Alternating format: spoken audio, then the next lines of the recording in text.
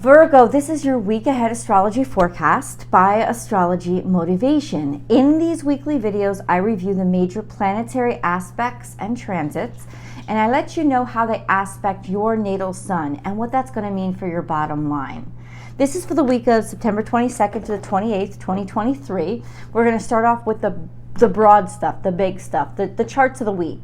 And then I'm going to focus that down into Virgo specific energy, and then I'll break everything down into the three decans of Virgo, so that I can understand exactly which aspects are forming to your natal suns based on your specific birthdays, so I know exactly how they're being impacted. You'll see that not all Virgos are being impacted the same way. In fact, they could be impacted very, very differently. So let's get into the big stuff. Well, we start with the biggest stuff, which is the sun is moving into Libra on the 23rd for most of the continental U.S. Wee hours, like just before midnight out in California and the Pacific coast. This also ushers in the autumnal equinox. The equinox happens a little bit later than that, but it's when the amount of daylight hours, it's the day, the 24-hour period where the amount of daylight hours equals the amount of non-daylight hours. Why is that so special? To me, the autumnal equinox is especially special because it happens at the beginning of Libra season. It ushers in Libra season. And Libra is all about equality, balancing both sides. But you have to understand that it's not about homogeny. It's not about making everything the same. It is about understanding everything so intricately that it harmonizes it in perfect balance. Balance is not homogeny.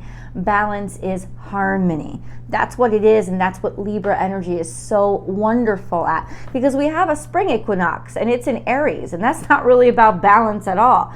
This is an equinox about equality, about day and night not being the same, but being equal, and that ushers in Libra season. And there's a level of perfection and peace that comes with that even though I'm a summer person, that's my happy season.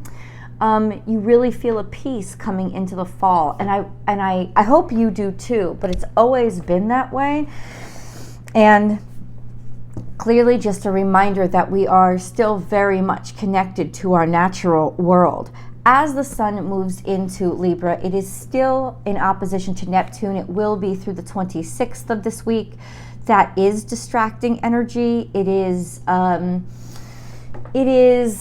quasi-delusional energy. It means that we're compromised in a way, or at least our sense of self is compromised in a way so that we are more vulnerable to falling for flim-flam, falling for BS.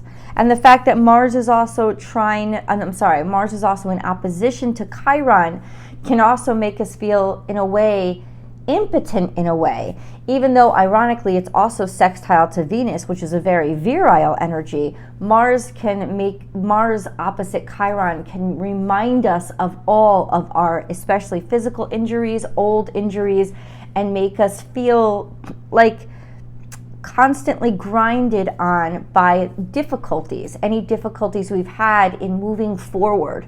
Mars is also, at least in the beginning of this week, says it could quadrate to Saturn, which is semi-square to Chiron. So they're kind of forming this strange, almost malefic triangle. And ultimately what it's about is feeling restricted, feeling restrained, feeling not good enough, or in some ways, like I said, impotent, even though Mars is sextile to Venus. So what's Venus doing? Well, Venus is square to Jupiter through the 24th, square to Uranus all week long, and sextile to Mars while it is trine to Chiron. So there's this energy of we could be overindulging, we could be rebelling while we're overindulging, especially to make us feel some sort of virility, some sort of alive. It's almost like we are trying to regain balance by overcompensating what we feel we're not good enough at. And so I tell you about this climate because, yeah, the world is balancing itself out. But during that balance, we can feel exceptionally vulnerable and be a little bit more susceptible to believing BS, especially since Mercury is also trine to Jupiter. That's a lot of talk in the air, and it's not a bad combination. But in this very vulnerable state, you really have to check what people are saying, because Mercury and Jupiter is also a wonderful time to learn too, to learn about who somebody really is. Let them show you who they are by what they're promising you and whether or not they can really deliver it. So it could be better to take a little time before we make our final decisions, especially throughout this week. Okay, so let's go into, of course, I should say this. We also have that full moon that's coming on the 29th, which is actually the day after this week technically ends. But that doesn't really matter to me. I think what matters to me is that I tell it to you. You need to know about it. It's a new moon in Aries. It's going to be at 5 degrees Aries. And it is semi-square, I believe, to Uranus and semi-square to Venus. So it kind of sits right... No. That's not true. Stop. It's the sun that is semi-square to Venus. And the moon is semi-square to Uranus. That's what was so interesting about it to me. Moon semi-square to Uranus is feeling a bit odd or outcast, a little out of sorts. And the sun is semi-square to Venus, which is the masculine energy of usually confidence and grace, but it's almost like we're trying to balance out the two sides of ourselves.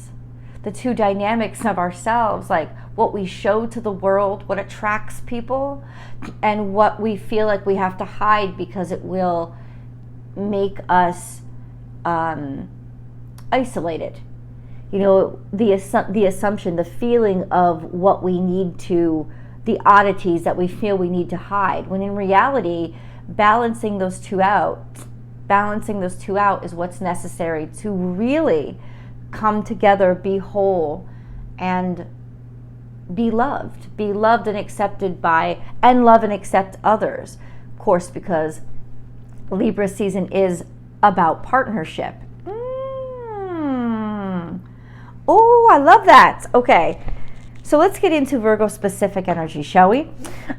What's going on in Virgo, the zodiac sign? Well, we have Mercury, that's your ruling dignitary. So Mercury is still in Virgo. It's out of retrograde now, and it's picking up speed. It's moving between 11 degrees and 19 degrees Virgo this week.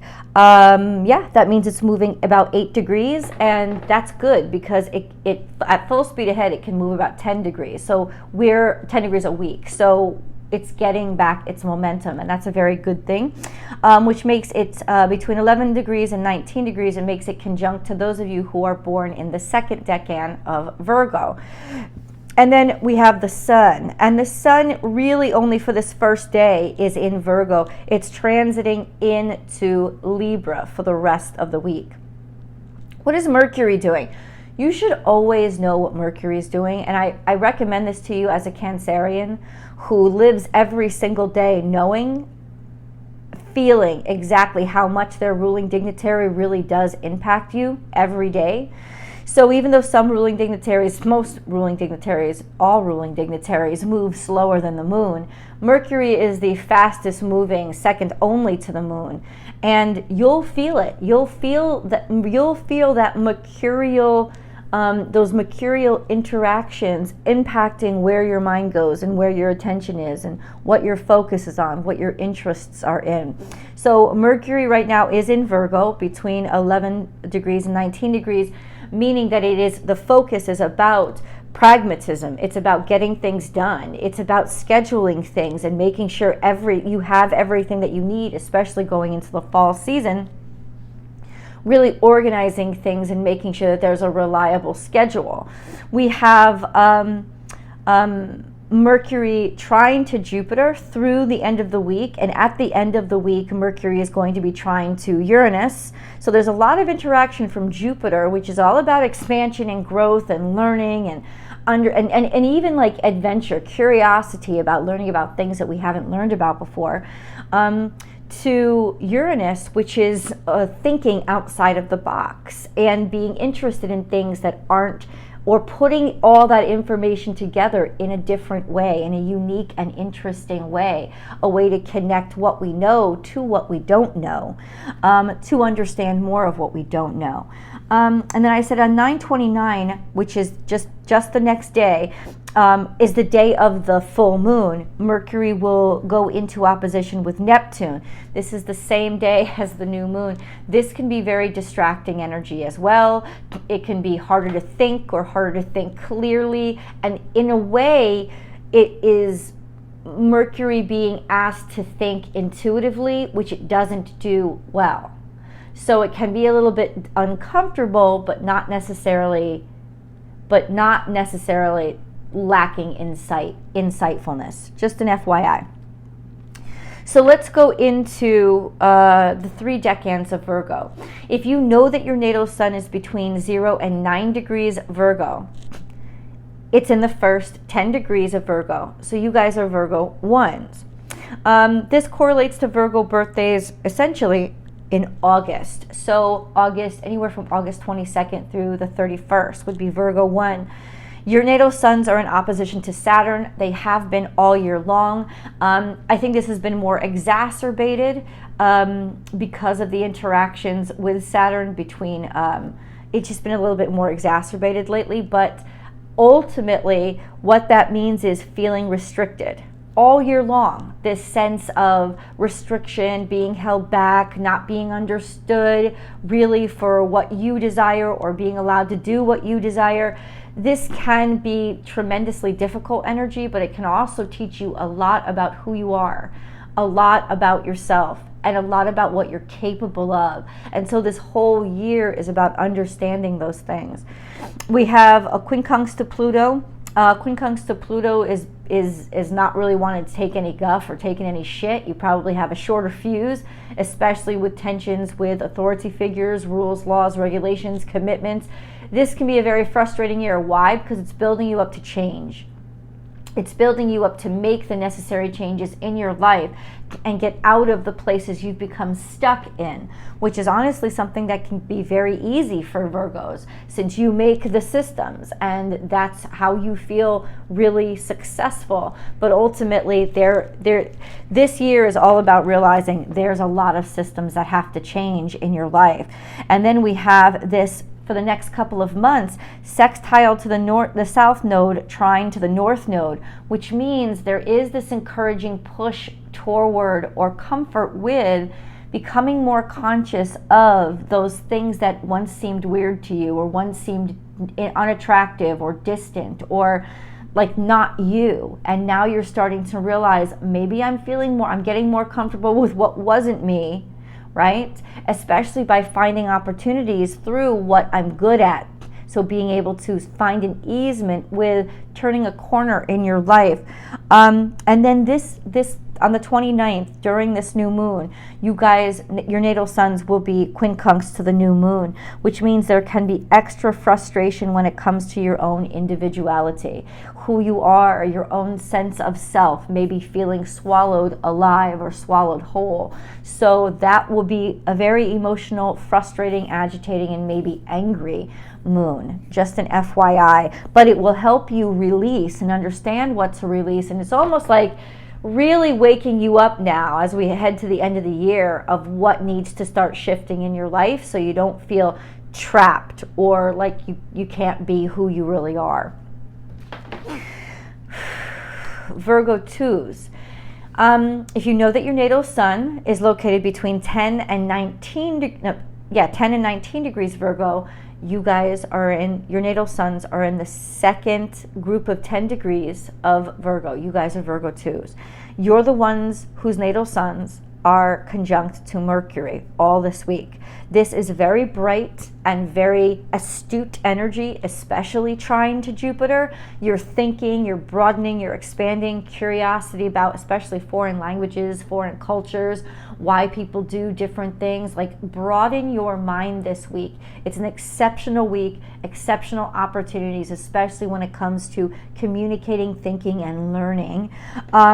Your natal suns are semi-square to the south node, so there can be some irritation with what you've always done and who you've always been. And it could come as a surprise to you because I was like, but this is always where I felt comfortable. But now there's a spur in my side. Well, it's to kick you out of your comfort zone and make you realize that maybe you have to start thinking about shifting instead of, or yeah, it's almost like at a time when you're most capable of learning and expanding, you're getting a spur in the side to irritate you with what you've always done, to encourage you forward. And then we have a long-term quincunx to Chiron. This would make you feel more like, why can't I do anything? Or why is everything always so tough? You know, or why do I always feel kind of lame? Like nothing I do is good enough. Once again, that's for all this year, Virgo, and that's another almost like spur in your side to try to make you realize maybe your talents and skills just aren't being applied to the right things anymore. There has to be some sort of a shift. So this is a very shifting season for you and for Virgo ones. Let's go to Virgo 3s. So if you know that your natal sun is between 20 and 29 degrees Virgo, it's in the third decan of Virgo. You guys are Virgo 3s. This correlates to Virgo birthdays between September 12th and the 22nd. So right up to Libra season, right? This is ushering in, starting a new new season. Cusps. If you are on the cusp of Libra, so September 21st, 22nd, 23rd, your natal suns are going to still be conjunct the sun all week long. This gives confidence, brightness, charisma, and self-assurance. Of course, that also means that your natal suns are going to, cusps, are going to be in direct opposition to the moon. You're going to be in direct opposition to the full moon. So there is that sense of tension that will arise in you for how you look and how you feel and how you present very beautifully versus how awkward you feel and different. It's almost like those awkwardnesses will become even bigger and it become something that you'll have to realize and understand to reincorporate into yourself so you feel whole and complete, not to reject them, but to accept them and love yourself fully. All this year and into next year, your natal suns are going to be trine to Pluto. So you are a disruptive energy, but an energy where the changes that you bring or the power that you bring into the room, people will trust and allow you to sort of guide them to change things and shift things. You certainly will, in a way that's more harmonious to you than you would have expected it to be.